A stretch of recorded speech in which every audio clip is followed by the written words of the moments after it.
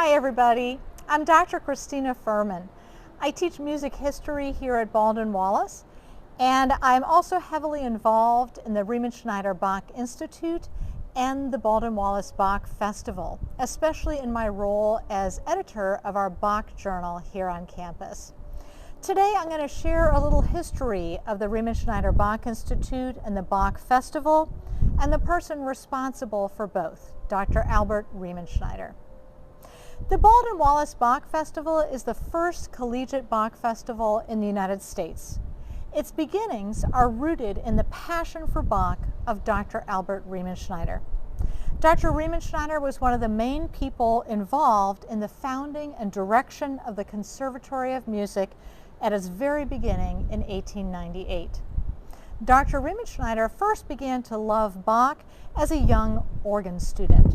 By age of 19, he started to collect a library of Bach's works, even though it was difficult on his family's budget. As a professor in the conservatory, he instilled his passion for Bach into each of his students. This love of Bach caused Dr. Riemenschneider to travel to areas affiliated with the composer, everywhere from Leipzig to Bethlehem, Pennsylvania. And Bethlehem was where a Bach festival was held annually.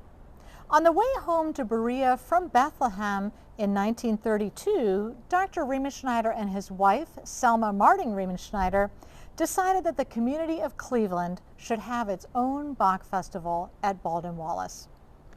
That autumn, preparations began for the first festival to be held in the spring of 1933.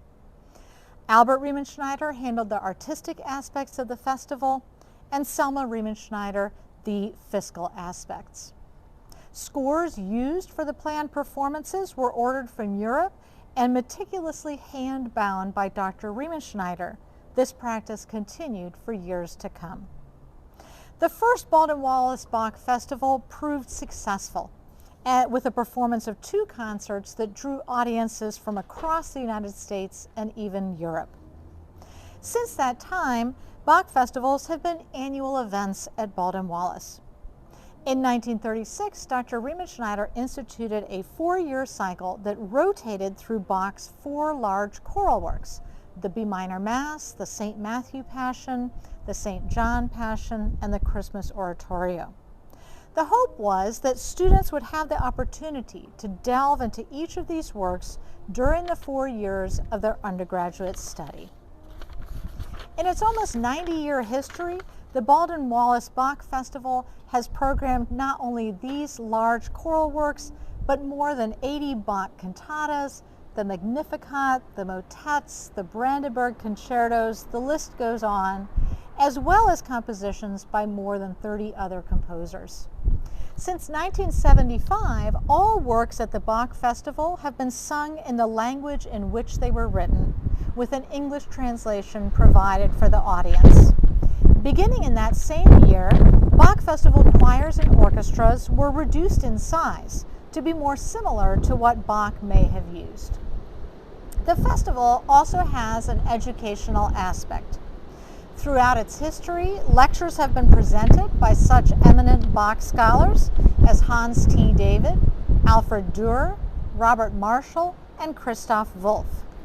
During the 1930s, Dr. Riemenschneider began to build a Bach library that would serve as a resource for Bach festival conductors, program annotators, and performers, as well as a research facility for all scholars, performers, and students interested in Bach. This library formed the basis for the Riemenschneider Bach Institute, which was founded in 1969 and has since grown to almost 15,000 items. Among its holdings are more than 600 rare items housed in a special vault, including more than 200 manuscripts and early prints of works by Bach. Bachfest remains one of Baldwin Wallace's greatest traditions. In the program for the first festival, Dr. Riemenschneider included a quotation from Bach scholar Albert Schweitzer, whose words will surely be carried on for years to come. Truly, when this music rings out, we lose sight of the world with all its unrest, its care, and sorrow. We are alone with Bach, who soothes our soul with the wonderful peace of his own heart and lifts us above all that is, was, or shall be.